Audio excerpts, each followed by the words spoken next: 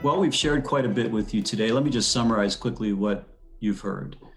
First, we've talked about Oracle Cloud Infrastructure and how it's differentiated in the market based on price performance, based on scale, based on security. And we also shared our go-to-market model and how we partner with ISVs, SaaS partners like yourselves.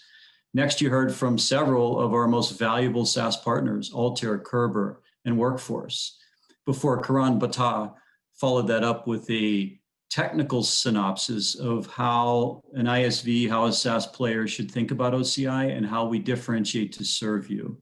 And to conclude, I'd like to encourage all of you to visit our virtual resource center, which you can find at cloudplatform.oracle.virtualresourcecenter.com, where you can enjoy the free tier of OCI right there from the center, and a number of other resources we'd encourage you to take a look at. Next, I'd like to encourage you to attend future cloud summits.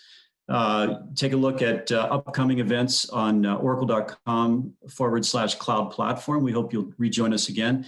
But let me just say this. Thank you so much for your time today. It's been great being with you today, and we hope to meet many of you in the near future. Bye now.